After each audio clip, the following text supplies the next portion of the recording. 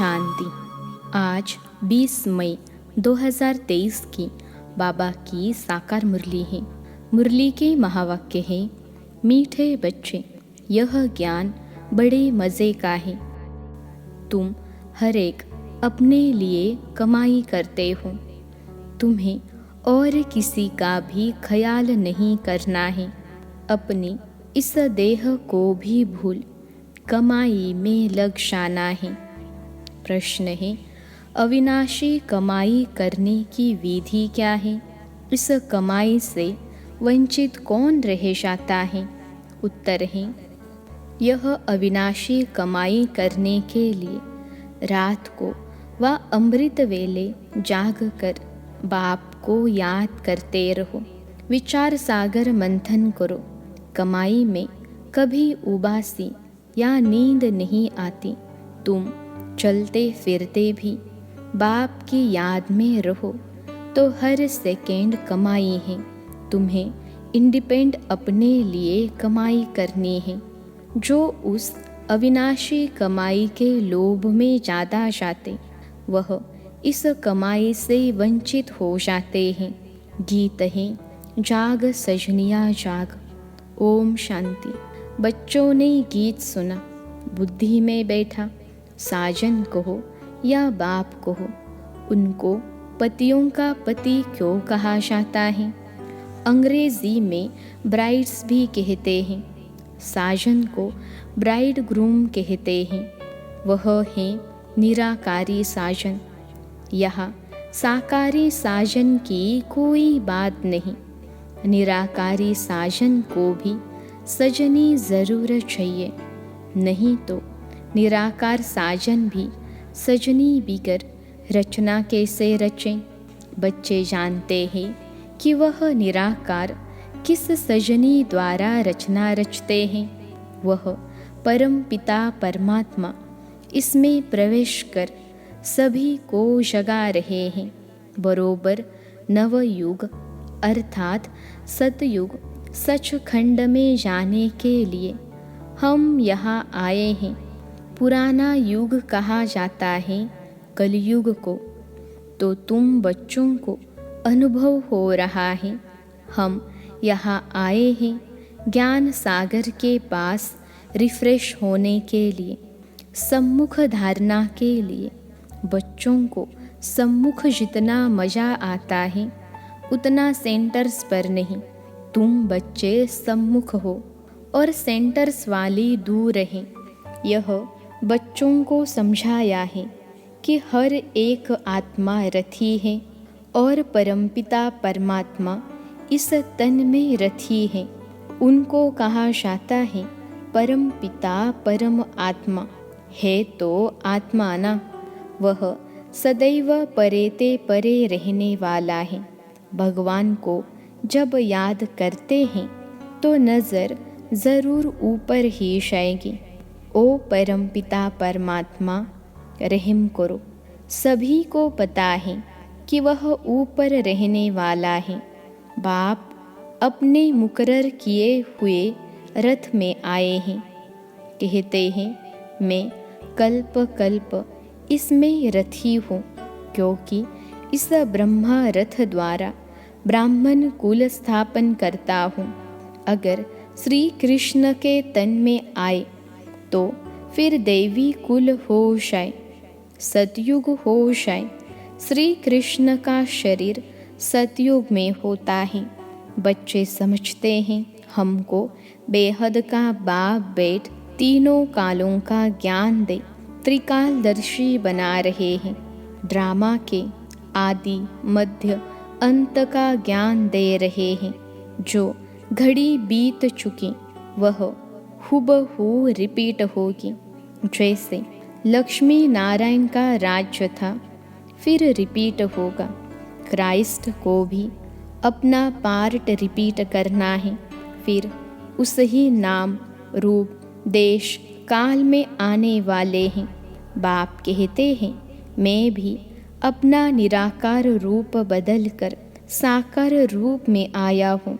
ज़रूर मनुष्य तन में आएगा तब तो सुनाएगा। शास्त्रों में तो कच्छ मच्छ अवतार लिख दिया है। सर्वव्यापी के ज्ञान से समझते हैं कि वह सब में प्रवेश करता है।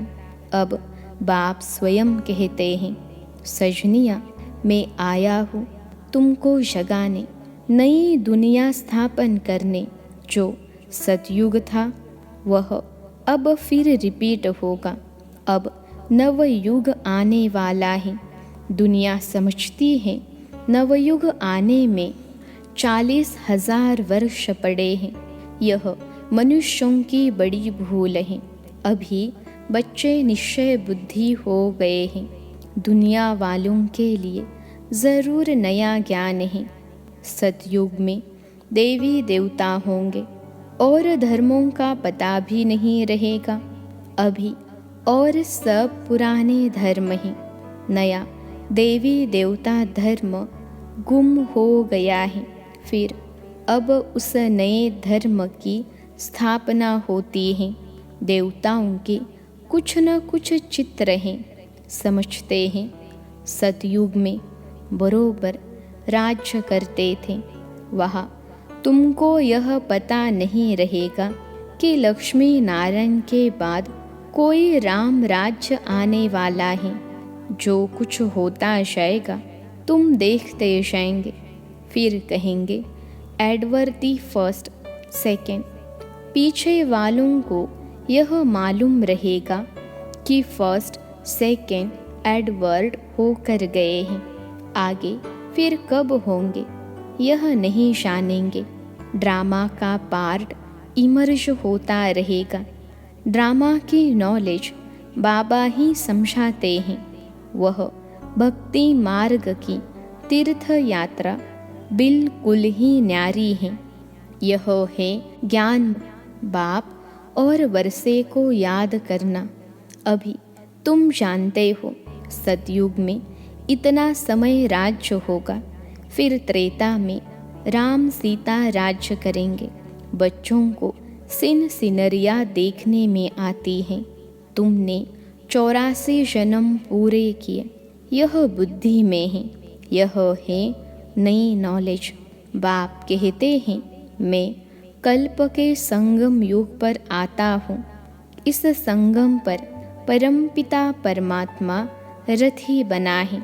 हम रथी आत्मा को वापिस ले जाने।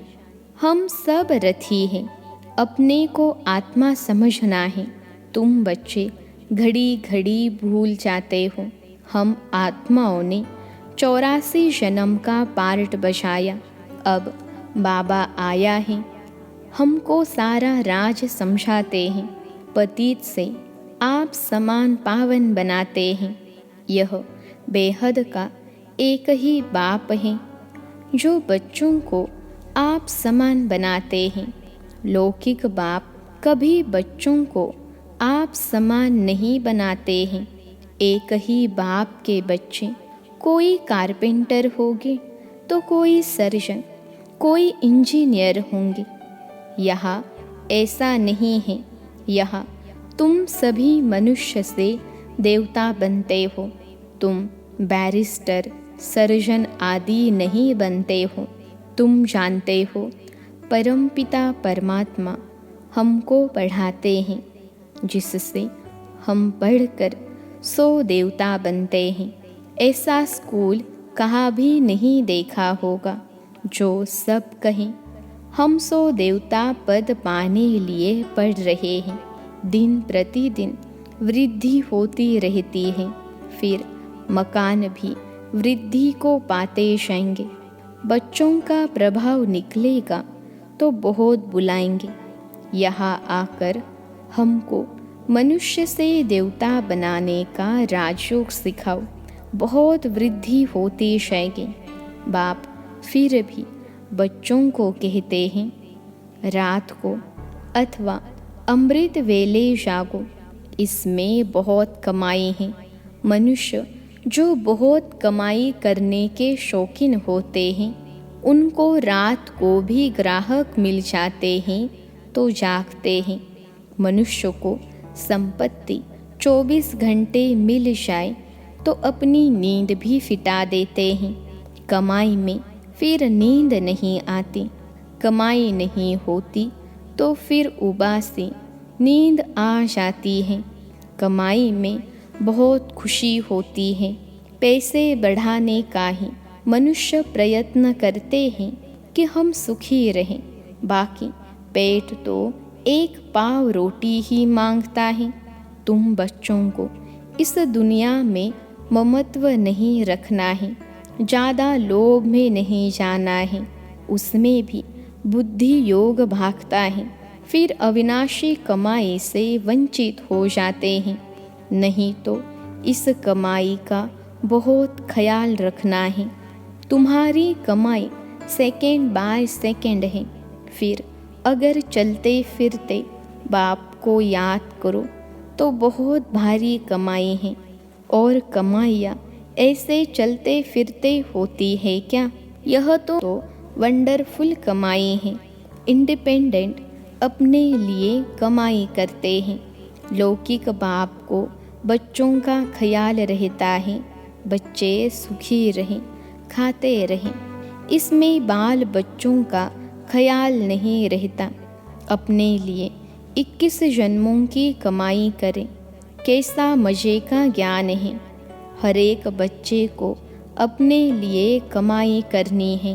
बाल बच्चे मित्र संबंधियों को भी याद नहीं करना है, अपनी देह को भी याद नहीं करना है। बाबा को भले इस देह में आना पड़ता है, परंतु है तो देही अभिमानी।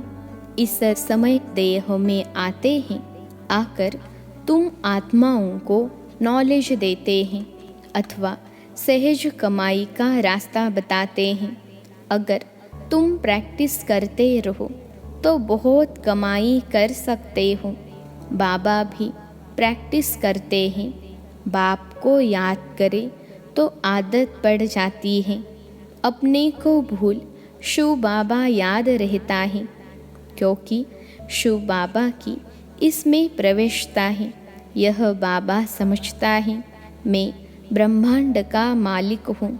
लौकिक बाप के बच्चे को रहता है ना कि हम बाप की मिल्कियत के हकदार हैं, तो इस ब्रह्मा बाबा को भी रहता है कि हम ब्रह्मांड के मालिक हैं। बाबा की प्रवेशता है ना, तो वह नशा रहता है।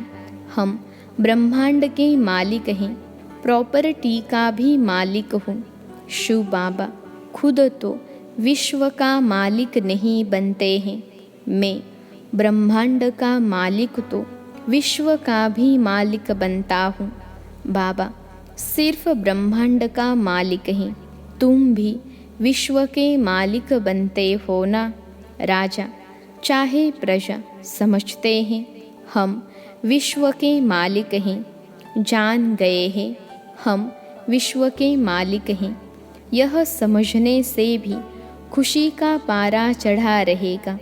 गाया हुआ भी है, अतीन्द्रिय सुख पूछना हो तो गोपी वल्लभ के गोप गोपियों से पूछो। ऐसे नहीं कि गोपी वल्लभ से पूछो। वल्लभ बाप को कहा जाता है। वल्लभ यानी बाप को तो विश्व के मालिक बने का सुख पाना नहीं है। बाप कितना ऊंचा उठाते हैं। यह ब्रह्मा कहते हैं, मैं भी अपने को ब्रह्मांड का मालिक समझता हूँ। सारी दुनिया में यह कोई भी समझ नहीं सकते कि मैं ब्रह्मांड का मालिक हूँ। ऐसे नहीं कि ब्रह्म में लीन हो जाएंगे। कहा ब्रह्म में लीन होना, कहा ब्रह्मांड का मालिक बनना, बहुत फर्क है। तुम जानते हो बाबा हमको विश्व का मालिक बनाते हैं। खुद बाप कहते हैं, जागो सजनिया, मैं हर एक बात तुमको नहीं समझाता हूँ। क्या तुम ब्रह्मांड के मालिक नहीं बने थे? फिर पार्ट बजाया, अब फिर तुम ब्रह्मांड के मालिक बनते हो। फिर तुम विश्व के मालिक बनने वाले हो। यह याद स्थायी रखनी है। इसको कहा जाता है विचार सागर मंथन। इससे तुमको खुशी का पारा बहुत चढ़ेगा।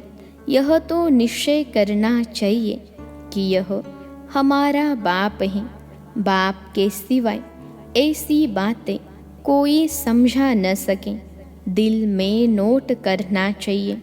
यहाँ नोट्स लेते हैं स्मृति में रखने के लिए, फिर यह काम नहीं आएंगे। बैरिस्टर के पास बहुत किताब रहते हैं, शरीर छूटा खलास, पता नहीं दूसरे जन्म में क्या बनेंगे।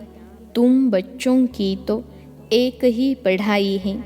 तुम जानते हो स्वयं ब्रह्मांड का मालिक बाप हमको ब्रह्मांड और विश्व का मालिक बनाते हैं, फिर भी खुशी का पारा क्यों नहीं चढ़ता। बाबा ने समझाया है यह गीत घर में अपने को रिफ्रेश करने लिए रखने चाहिए।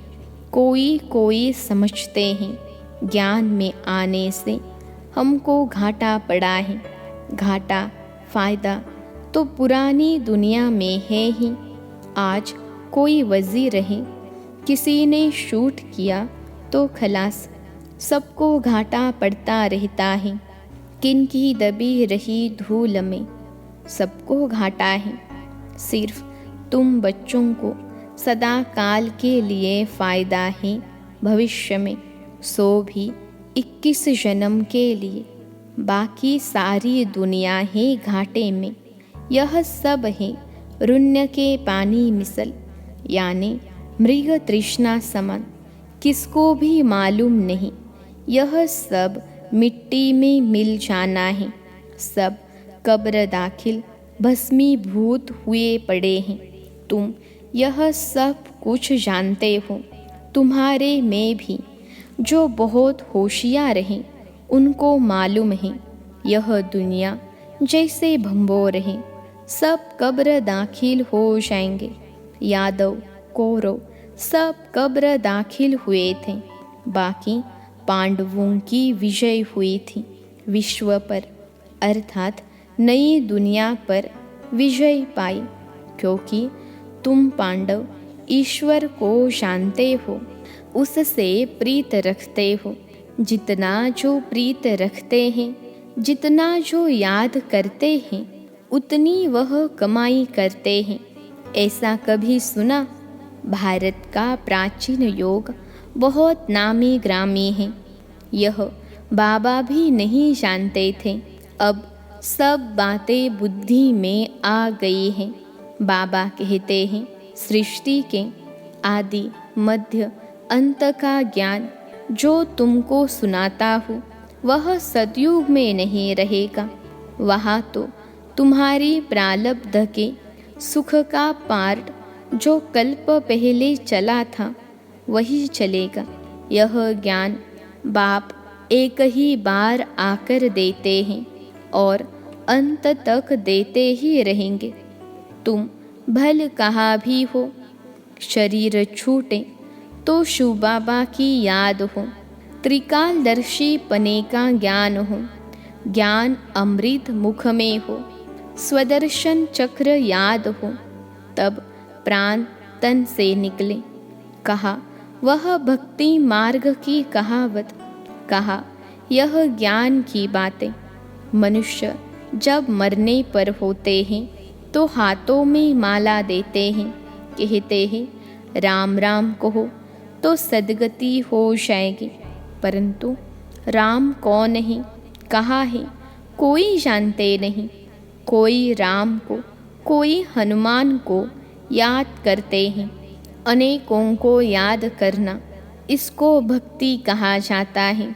अब तुम एक को ही याद करते हो जो तुमको ज्ञान दे, तुम्हारी सदगति करते हैं।